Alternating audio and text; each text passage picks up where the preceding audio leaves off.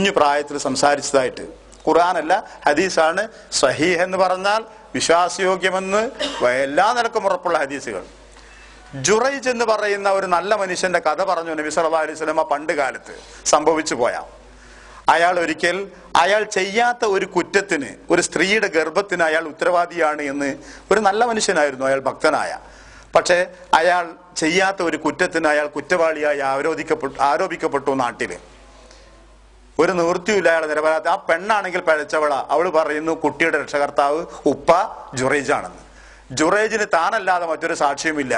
ആ സന്ദർഭത്തിൽ ആ പ്രസവിച്ച കുഞ്ഞിന്റെ പിതാവ് ആരാണെന്ന് സംസാരിച്ചു എന്ന് നബി സല്ലല്ലാഹു അലൈഹി വസല്ലം പറയുന്നുണ്ട് ജുറൈജിന്റെ ഒരു സംഭവത്തിൽ.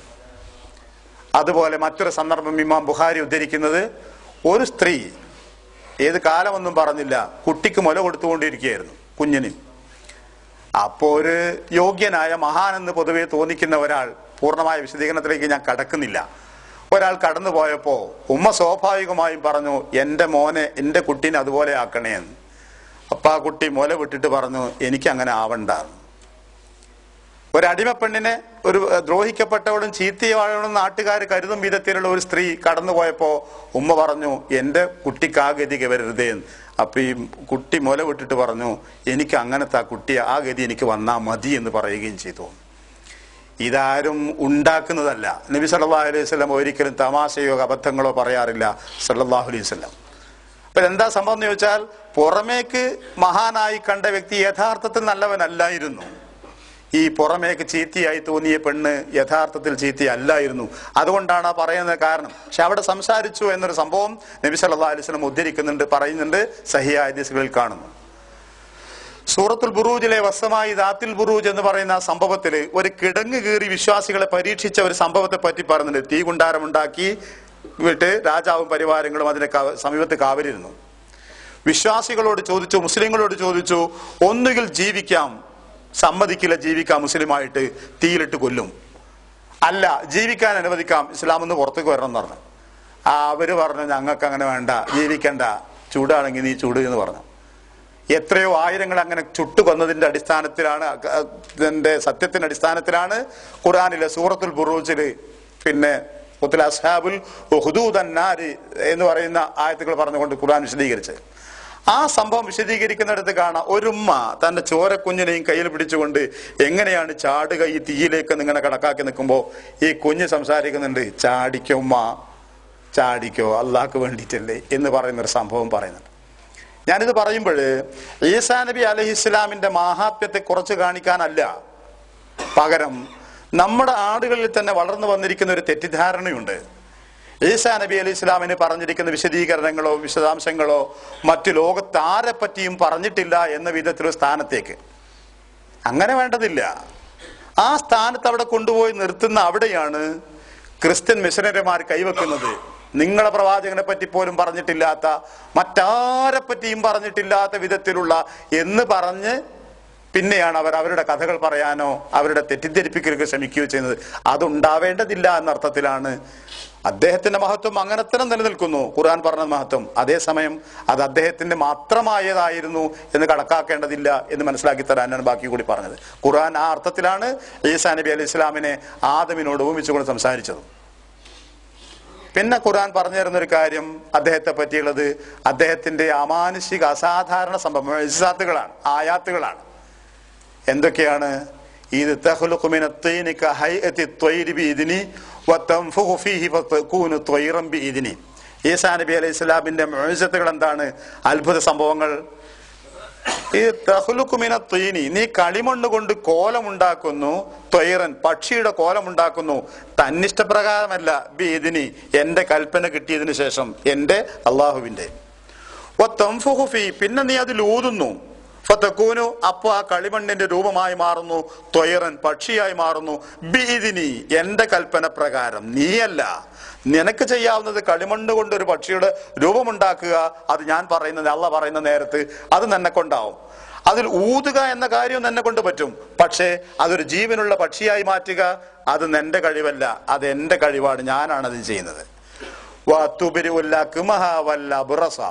വെള്ളപ്പാണ്ട് രോഗമുള്ള ആളുകളെയും ജന്മനാ കണ്ണ് കാണാത്ത ആളുകളെയും നീ ചികിത്സിച്ചിരുന്നു, മരുന്നുകൊണ്ടല്ല, തടവിയിട്ടോ സ്പർശിച്ചിട്ടോ. നീ തനിച്ചല്ല, ബിഇദ്നി, എന്റെ കൽപ്പന പ്രകാരം, എന്റെ തീരുമാനപ്രകാരം.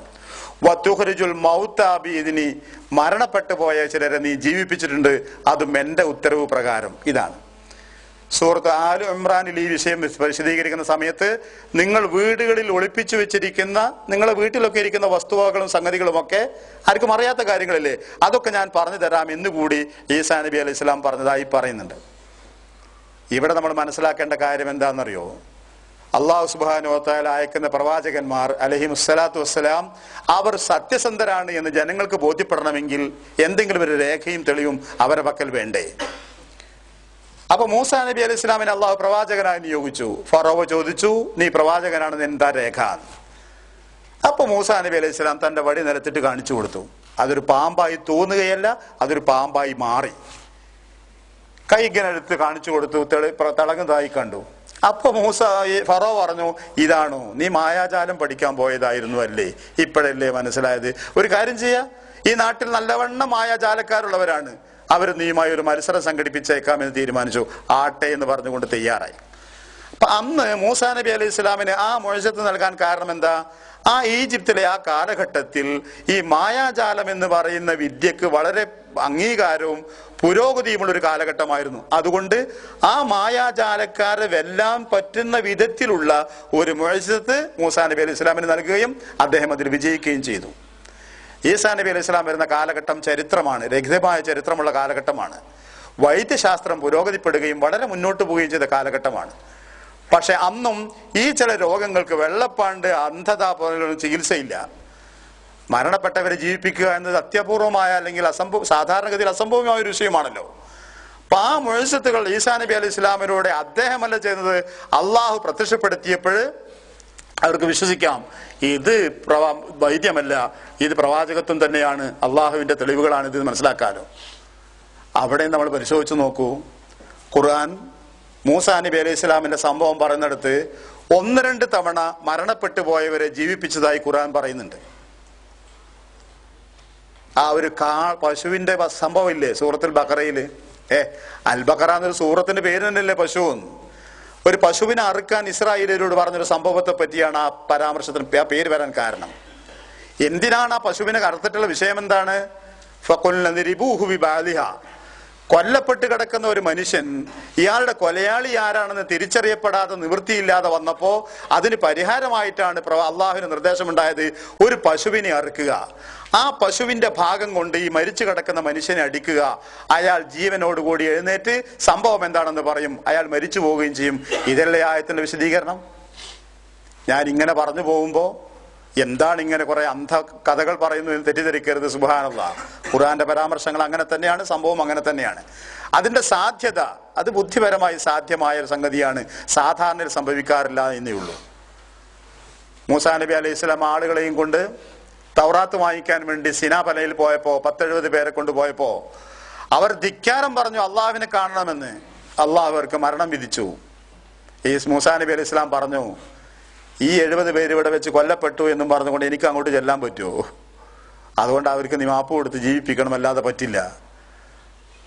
ഇബ്രാഹിം നബി അലൈഹി സ്വലാമിന്റെ സംഭവം പറയുന്നിടത്ത് ഖുർആൻ പറഞ്ഞു തരുന്നുണ്ട്.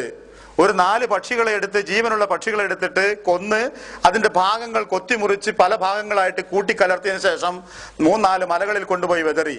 പിന്നെ ഇബ്രാഹിം നബി അലൈഹി സ്വലാം വിളിച്ചപ്പോ അവ ജീവനോടുകൂടി കടന്നു വന്നു എന്ന് പറയുന്നുണ്ട് ഖുർആൻ. അപ്പൊ അത് അമ്പിയാക്കന്മാരിൽ പലർക്കും അങ്ങനെ തന്നെ ഉദാഹരണമായ സംഭവിച്ചിട്ടുണ്ടെന്നാ പറയുന്നത്, ഖുർആൻ പറഞ്ഞു തരുന്നത്. മുഹമ്മദ് മുസ്തഫ സല്ലല്ലാഹു അലൈഹി വസല്ലമ തടവിയിട്ട് സുഖപ്പെടുത്തിയ സംഭവങ്ങൾ കാണാമല്ലോ പിന്നെ ഹദീസിന്റെ കിതാബുകളിൽ. അപ്പൊ അത് സാധ്യമാണ്. ഈസാ നബി അലൈഹി ഇസ്ലാമിനെ ചെറുതാക്കാനല്ല, ഈസാ നബി അലൈഹി ഇസ്ലാമിന് മാത്രമേ ഇത് സാധിച്ചുള്ളൂ എന്ന് ചിന്തിക്കേണ്ടതില്ല, ഈസാ നബി അലൈഹി ഇസ്ലാമിലൂടെ മാത്രമേ ഇത് ഉണ്ടായിട്ടുള്ളൂ എന്ന് കണക്കാക്കേണ്ടതില്ല എന്ന് പറയാനാണ്. അപ്പോ ഈസാ നബി അലൈഹി ഇസ്ലാമിനെ പറ്റി പറഞ്ഞു, ബാക്കി കുറെ അങ്ങോട്ടൊന്നും ഞാൻ പോകുന്നില്ല, ഇതാണ് ഇത്രേ എനിക്ക് വേണ്ടതുള്ളൂ. ഈസാ നബി അലൈഹി ഇസ്ലാമിന്റെ ജനനം പിതാവില്ലാത്തൊരു ജനനമാണെങ്കിലും അതൊരു മനുഷ്യ ജന്മം തന്നെയാണ്. ദൈവമോ ദൈവത്തിന്റെ അംശമോ അങ്ങനെയൊന്നും അതിലില്ല എന്നതാണ്. പിന്നെ തൊട്ടിലിൽ വെച്ച് അദ്ദേഹം സംസാരിച്ചിട്ടുണ്ടെന്നുള്ള നേരാണ്, അത് വേറെ ചിലർക്കും അങ്ങനെ സംഭവിച്ചിട്ടുണ്ട്. മുഅ്ജിസാത്തുകൾ കാലഘട്ടങ്ങൾക്കനുസരിച്ച് മാറ്റിയിട്ടുണ്ട്. അത് അമ്പിയാക്കന്മാരുടെ അലൈഹിമുസ്സലാത്തു വസ്സലാം അവരുടെ കഴിവുകളെയല്ല, അത് അള്ളാഹുവിന്റെ കഴിവാണ്. അള്ളാഹു പ്രത്യക്ഷപ്പെടുത്തുക മാത്രമാണ് ചെയ്യുന്നത്. ഇവർ തന്നാൽ നിയോഗിക്കപ്പെട്ട പ്രവാചകരാണ് എന്ന് ജനങ്ങൾക്ക് ബോധ്യപ്പെടുത്താൻ വേണ്ടി മാത്രമാണ്.